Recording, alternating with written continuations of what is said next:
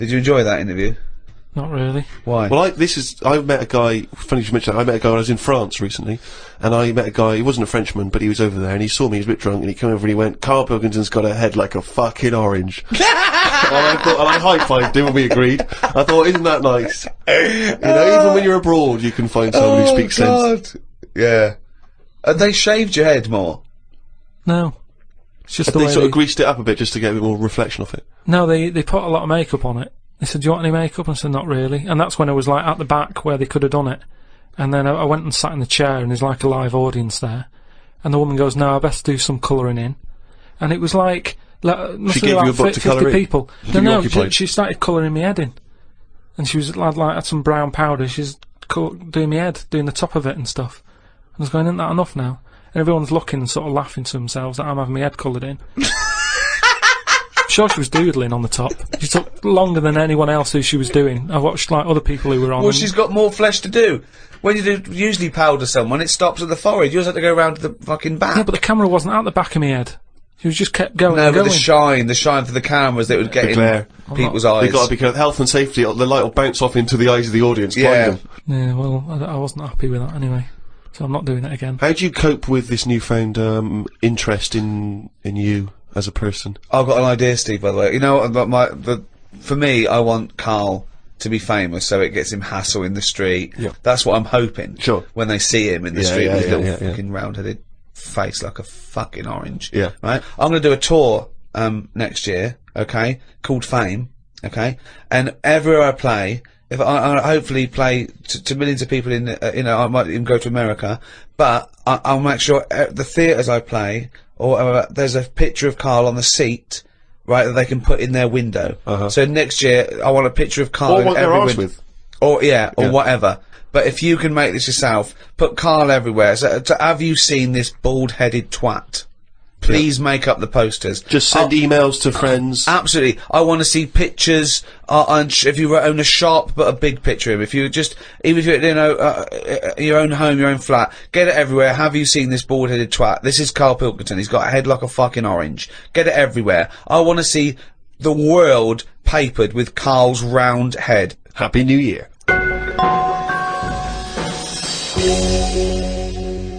Oh, he's only gonna write it down for a whole fucking year. That, of course, signifies another reading from Karl's diary. This is the last one of both 2006 and on any podcast for a while. Let's make the most of it. Let's enjoy some of the wisdom. I also think it's the last time ever he will make an entry in this diary, because you're not going to keep another one, are you? I don't know yet. I might just get a smaller one. But I found that since keeping a diary, I've gone out of my way to do more stuff. Well, you say that, but... Well, let's find out. Let's find out if that's true. No, I have. I read a bit in the news about people being injured while trying to cut open avocados. It's a food that ain't worth injuring yourself for. If it's a hassle to get into, leave it to the experts. I have never bought one. I have also avoided coconuts and pineapples. The amount of hassle to get into these things outweighs the joys they give. Yeah. It's the same reason I never bought a pair of Dr. Martin boots. Too much hassle when it's time to take them off. Yeah, a lot of my mates used to wear them in like the 80s. You know, you can't just kick them off, can you? It's a big upheaval. You've got to unlace them, you mean? Yeah, I mean, since I found shoes with Velcro on them, brilliant. Just the way, I don't understand why laces... Is it because you can't tie your laces? No, I can do it, but it's wasted time. You're so lazy. Wasted time. That gives him more time to sit around and look at insects How eating long does it biscuits. take to take off a pair of boots? Well, 14 it's ridiculous. seconds? He can't fit his days as it is. No, but I don't understand how some inventions sort of catch on and other things don't. But this is what I mean. He's got too much time on his hands. Sitting around at home thinking, why are we not using Velcro more? But there's one Velcro manufacturer going, yes! At last! He said what needed to be said! Why don't you get it sponsored? Because you could wear a Velcro toupee. Because that would be great if we could do that. If someone could invent a little hairpiece for Karl, Velcro's the little bit of fluff he's got on the top of his head, his shiny orange-like head. Pop a little Velcro toupee on. I would love that. I would love to get him wearing a wig. But why necessarily reduce it to a toupee? Why not some kind of carrying device? You know, he could carry goods and things around in there, sandwiches. Yeah, he doesn't look like carrying a bag. Well, what about that? A little thing you carried around, a little Velcro thing you carried a pot on your head. for your sort of like keys and trinkets and money and that. Well, no, I've told you about that idea that's out there, but hasn't caught on as well. The tie. Right. The tie with loads of pockets and stuff in it. Yeah, but you got to wear a tie.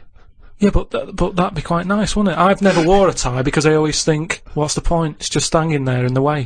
Can you imagine this image of Carl walking around in his big Velcro shoes, a tie with an apple stuffed in it, car keys, iPod? No, but don't you think it's a good idea? Would you wear it with a shirt and collar or just a t-shirt? No, wear it with a shirt. That's what I'm saying. It's an invention that will smarten up the world. Now, a tie, what does a tie do exactly? Yeah. What does it do? Nothing. Right, so I'm saying make it do something. But I'm saying don't wear it at all. Pop your keys in the trouser pocket. No, Or because take a bag. because the world is getting more and more scruffier, isn't it? When you look I don't know what that means. I don't know what that means. when you look back at, like, Victorian times and everything, everyone wore a hat.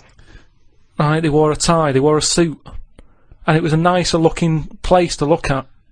When you see it on pictures, you go, what a smart world that is. Well, you can't see cholera and things on pictures, but sure. No. No, but I'm just saying, it's better to try and cover it up with a bit of, you know... Cloth. Yeah. Yeah. The world looked nicer with more cloth. Whereas now everyone's roaming about scruffily. So what I'm saying is, if we make the tie more useful and give it a purpose, it might come back and the world will look tidier. But a tie, its purpose is to look smart, really. Well, originally it was because we didn't have buttons, so it kept the collar up at the front. That was the invention. It was a useful invention, the tie. Yeah, that's it was right. called a tie. It tied together, okay? So then, when we had buttons, that we didn't really need the tie, but it was a symbol of smartness, like saying, I've made an effort, okay? But now, that would go away. So now, you wouldn't look smart with a tie. They go, oh look, it's like a bag round his head with his apples and oranges and his keys and his sticks he's making a nest out of. So it would be scruffy. It would make the tie scruffy, so it would defeat the object. So now when you're carrying stuff round, I mean, crawling on all fours because your shopping's so heavy round your neck, they'd go, look at that scruffy fucker on all fours. Oh look, but look at his lovely head of hair. It's Velcro! It's a hat! Yeah, well, that's the other problem, isn't it? I can't go back to a wig now. My theory about reading old news is right. It's less bad when you know it's old. It was a story about a weatherman who was fired yesterday for having a nude picture of himself on the internet. But that happened 2 days ago. He's probably got another job by now. So old news isn't as shocking. Well, old news isn't news though, is it? It's olds. What are you doing? Just reading the olds? No, but what I mean is, if someone... Stick the video on of last week's news. I just want to catch up on the olds. Yeah, but then it's still news. News is something that you don't know, isn't it? If someone tells That's you something, everything to you. That's information, Carl, not news. Yeah. but news is information. No, And the key with news is the word new. No, I don't think it is it? It's just information, but they tell you at 10 o'clock at night. It's like, what information's gone on? Bong. Here's some information. Yeah, that you didn't know before because you couldn't have, because it only happened today. Bong. Yeah, but never mind that. I'll tell you in a couple of days. It doesn't matter as long as you get the same info. Bong. Yeah, we can't call it news though because it's misleading. We'd get done. It's called olds. Bong. Yeah, but listen to me theory. What I'm saying is that if someone in your family, you know, I don't want, it's Christmas and that, I don't want to bring the tone down, but someone dies in your family. Now say if you're away on holiday, and they don't call you because they don't want to ruin your holiday, and you come home, and they go, Uncle Frank's dead, and you go, oh, when did that happen? And they go, 2 weeks ago. Now because everyone else has got over it, it's not as bad for you. Because part of bad news is the way everyone's walking around moping, going, oh, have you heard the news? Frank's dead. But because everyone's got over it, time is a healer. That's what I mean about old news. It's better than new news. But according to you, the only news that really matters is stuff that affects you. So it doesn't matter when you, there was an earthquake, when was it? Yesterday. Phew, that's alright then. Often the aftermath is worse than the actual event. 2, you only care about things that actually happen to you. So the doctor goes, you got a kidney stone. Oh, when did this happen? 2 weeks ago. Oh, that's alright then. Doesn't make sense. No, but the world is... You're not upset about dead Uncle Frank just because other people are upset. You'd be upset personally. Would it make any difference when they told you? Yeah, but it is everyone else's emotions that make it worse, I think. Knocking around people who are miserable. What about warnings? What about when they do things like smog warnings, or, you know, there may be a... I don't like it on the news when they sort of say, news just in. I think, oh, what's this? You think, oh, what's going on? But it might be useful to know it. Important information. No, it just makes you panic. What? Yeah, but sometimes knowing stuff keeps you alive. Yeah, I don't know if I like it. It's sirens, you see, I don't like sirens, do I? I've said to you, I think it's a scary noise. Well, it's meant to be so you get out of the way. No, it's not meant to be. It's a sign to get out of the way. I'd prefer it if it, like I said... Hiya! Could you just move out of the way it can for be us? anything, as long as we know, it can be a chicken noise. But as long as you know that That's not chicken going to freak noise... people out. No, but it sort of make you smile, but you go, oh, best get out of the way. You're cycling along and you hear what sounds like a giant chicken behind you. And you smile, because you know that even though someone is burning to death, there's something clucking in my way. Oh, that's probably a guy having a heart attack. Going to my mum and dad's today. I'll cut to the chase, Rick. They basically, we got about 4 pages where they drive to his mum and dad's. Oh, but Jesus I'll skip Christ. past that because it takes fucking forever. Got there with mum and dad. His mum made him some dinner. The old woman next door, brackets, whose man was a witch. Just pop that in brackets. Just pop that in brackets. I think we've discussed that before, actually, the old woman whose man was a witch. Whose man was a witch. Yeah. Oh. The old woman next door has been worrying because she keeps seeing adverts on the telly about changing to digital TV. She's saying she doesn't want wires drilled into her walls because they'll make a mess. Me dad told her that it doesn't matter because it'll probably won't happen until 2012 and she'll be dead by then. He didn't say that to her, though, did No, he? he did. They've got, you know, she's old. It doesn't. She knows she's going to die. I mean, it's something we've all got in common. And he's right, isn't he? Why is she worrying about it? Maybe that's sorted it out. Put it into perspective for her. You will be dead when this happens. Don't be worrying about it. But everybody worries, don't they? You've got that little sort of hole in your head that you fill with worries. You know, everyone's got to fill that little worry hole with worries, and that's it. Worry hole. Everyone's got to fill the worry hole with We've got to worry. assume that there's a worry hole. A worry hole. Don't be filled with worries. I love the fact that, you know, doctors in a million years would dig this up and go, humans used to have a worry hole. Went to bed around midnight. Suzanne and I decided to sleep tops and tails, because it made me get a bit more room. Me dad had cut a bit off the mattress to fit it between 2 cupboards. It's amazing how much of a difference it makes just sawing off a bit of the mattress. You sort of roll to the edge, but the weight of the blankets keeps you in. This is like something from a Roald Dahl book. No, it's just, you know, you think anything, you can sort of trim anything, can't you? And it normally works. But with a mattress, I mean, he only took off, I don't know how long that is, but he's sawn off about that much on the mattress and then has stapled it back together again. Amazing. And it just makes so much difference. Of course it does, because a mattress is a very carefully designed object. Yeah, you wouldn't think so, though, would you? Well, you just would think if you had a it's full of fucking brain in sponge. your nut. No. Someone took his brain out of his worry hole? Oh, God. He saw the match enough. So we decided to sleep tops and tails. It just gets stranger. So strange. Why? He did it to make the room nicer with the cupboards on either side. So he sawed a mattress in half. Well, not in half. Can you imagine how much hard it must be to saw a mattress in half? What did he use? What, a big electric saw? Well, it must have been, yeah, because there's a lot of springs and stuff in there. Jesus. So what happens to the springs? They just spring out the side. Well, some sort of stick out a little bit, but you're not lying on top, are you? They come out the side. So it's just got a bit of gaffer tape and a staple gun. Unbelievable. Hey, man alive. It's like... Does he run it as a hotel? That's unbelievable. There are squats with better bedding arrangements. Well, we've had a bit of a bad thing in our house about mattresses and that, because when we first bought our first flat in Salford, you know what it's like when you buy somewhere, you sort of, you haven't got any money, have you, to buy extra stuff that you need. So, we bought a bed, right, but there's that rip-off thing with beds, where you buy a bed, but a mattress doesn't come with it, which I've never understood that. Because it's not a bed, is it? Without that mattress, it's not a bed. It's a car without an engine. You wouldn't go, there you go. Well, that seems cheap. Well, there's no engine in it. So we bought this, like, you know, flat and what have you. And we bought the bed. And then, like, oh, we haven't got a mattress. So my dad got one from Uncle Alf. No, well, from that Uncle Alf fella, because he had one in his van that he used to use now and again if he was, like, travelling round. He'd just keep in the back on this mattress. Amazing. A bloke who drove around in a van with a mattress in the back. So How Uncle terrifying. Alf. So Uncle Alf, right? Well, tell me about Uncle Alf. Well, you know about him, he's the one who slept in a dinghy. He's the one who... Because his mattress was in his car. I know, yeah, why didn't he go, oh, well, Alf, where's the bed? Left it in the car again. Oh, blow up the dinghy. Blow up the dinghy. I'm not going to go out and get there, not at this time of night. So anyway, my dad got me his mattress, and it just stunk of diesel. And Suzanne was like, "Oh, I'm not happy with this," and I think she realised sort of what sort of family She got herself and into. stuff. Wow, she landed on her feet when she got you. So didn't she? now she's always a bit touchy about, you know, mattresses and things. Unbelievable. Uncle Alf, of course, sadly passed away when he couldn't escape from his sinking ship. The fire engines were too late. No one got out of the way because they were laughing so much. The mad woman next door saw me and said, "Hello, Clive. You live in a nursery rhyme. The old man down the road, the old woman next door whose mum's a witch, Uncle Alf who lives in a dinghy." This is like not a real place. It's like fucking Narnia. It's a children's TV programme. Unbelievable. Oh, God. Oh, just all of them there on this broken mattress trying to find the golden ticket. Oh, God. Oh, God. The old fella down the road talked to my dad a bit. He kept bees in the back garden. Oh, for fuck's sake. Here comes the bee man.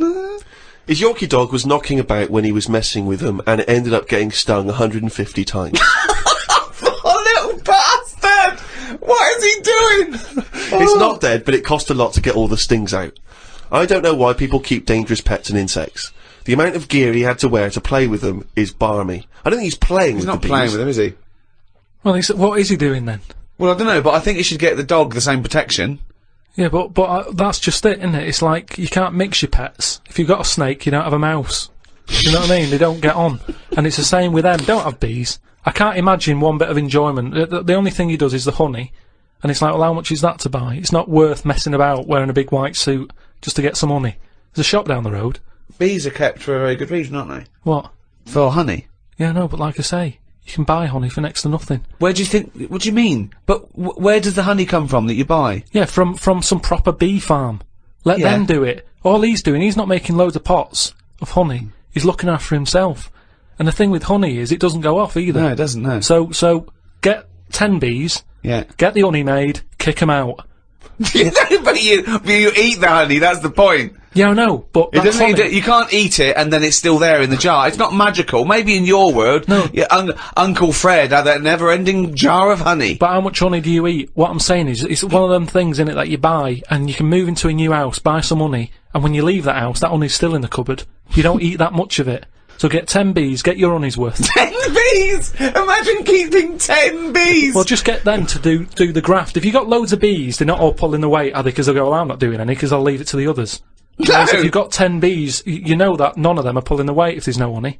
That's what I'm saying. No, they don't, no, it's not a workhouse. Bees don't knock around saying, I got a bad back. Anyway, back to this reading from the twits. The news covered a story about a fish that knocked about 400 million years ago. It was 33 feet long and had a jaw strong enough to eat a shark in one go. All the dangerous stuff seems to die out, and yet things that you think wouldn't stand a chance, like worms, are still here, yet they have no legs or eyes. I saw a future human in the news article the other month about the future woman. She had 3 breasts. They looked alright. Well, no, that's not, I can't see how that's gonna ever evolve. No, well, they say about how, about evolving and that. I read that, there's gonna be ugly people. People are starting to go ugly. Yeah, they're still gonna have bilateral symmetry, I imagine. I don't know what that means, but Well, I'll tell you now, right? Well, They're talking about, like, people who are just like, you know, you look at them and you go, oh, look at the state of that, right? And it'll get to a point when we're all so ugly that no one will have it away, and we're just gonna die out.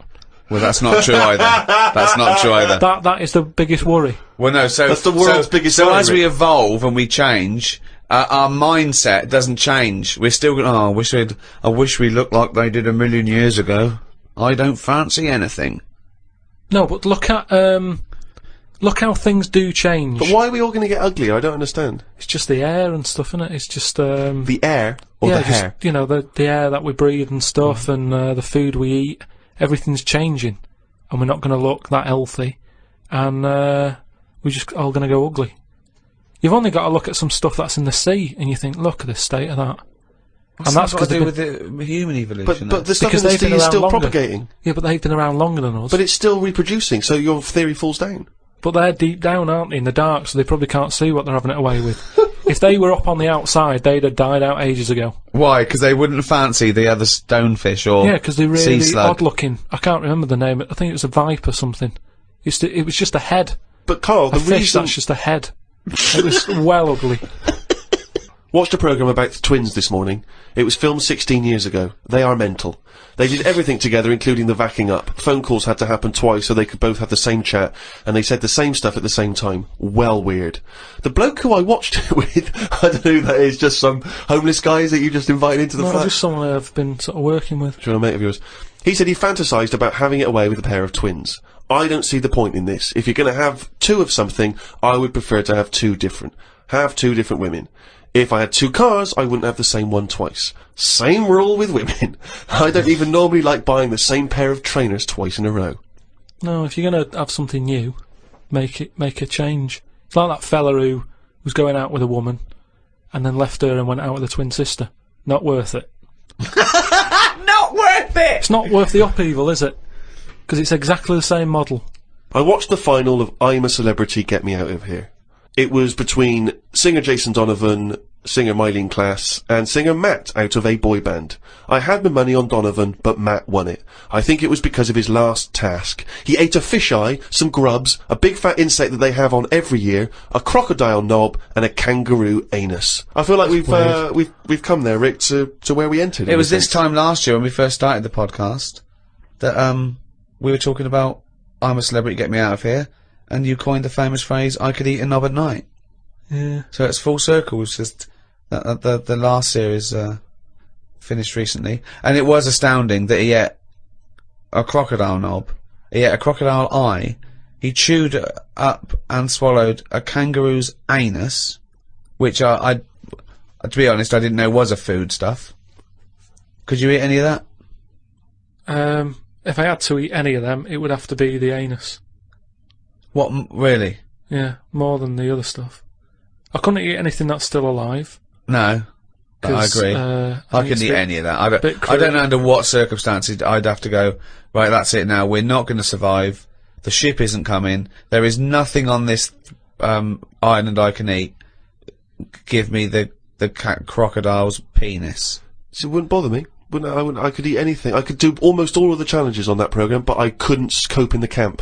I couldn't cope with the lack of food and the uncomfortable bed. That's all that would do my head, and I'd drive people spare, whinging and complaining. I couldn't cope with any aspect of it except the physical challenges.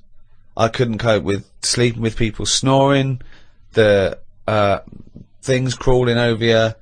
I'm not so squeamish about that, like snakes and things. That's all right. But the eating is ridiculous. It's out of the question to eat a worm or a grub. It doesn't concern me. I don't know why. I don't see really what the difference in it. The texture's probably the same as lots of other things. What would hunger do to you, though, do you think? Would you think I would change? Do you think, if it really was a choice, if someone said, and I knew I would die if I didn't eat worms... I think you would, yes. I think you'd complain and you'd whinge for a while, and you'd try and put it off, and you'd hope a ship would turn up. But when it didn't, you'd start chowing down on a bit of crocodile anus. But then where's the rest of the crocodile? Well, yeah, that's a good Who's point. been eating that? How come I've got this? You know, you're meant to, work together as a team in bad time, and yet I'm being handed an anus. Forget it. Let me starve.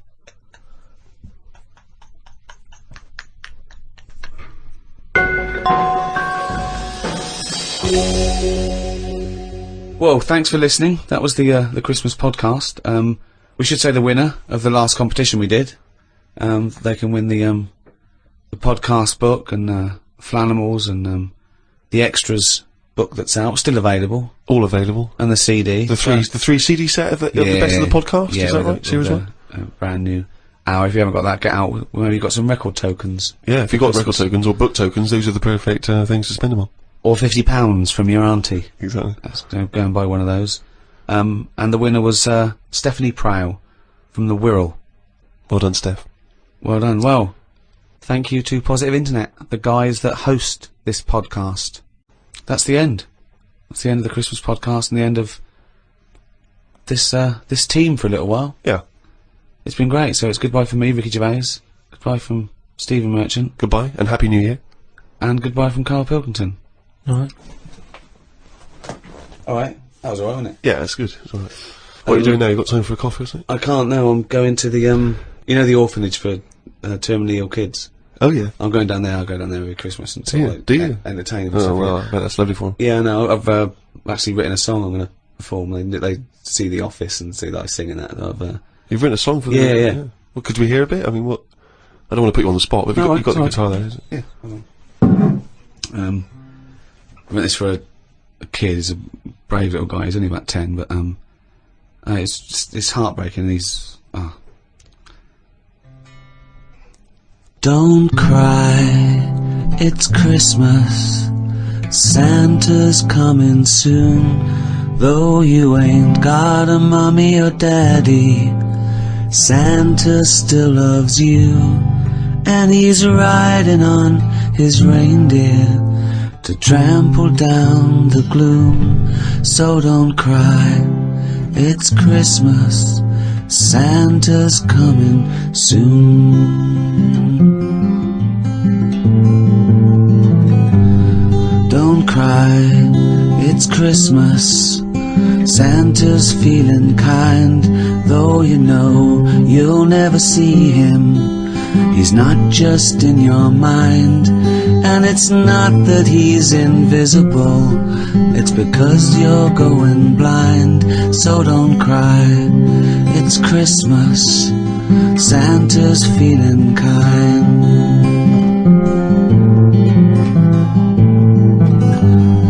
Don't cry, it's Christmas. Santa's on his way, though he's got a billion children, and he's only got one day. You've got slightly less than that. If I were you, I'd pray. But don't cry, it's Christmas, and it sounds a little gay. Oh, isn't that be quite moving for everyone? Yeah, I would ask you now to not play that song. Oh no, too late now, they're expecting. But I'm not sure it's going to be as well received as you perhaps hope. I think that's better than any gift, and I don't really want to give gifts because they're expensive. So. Sure.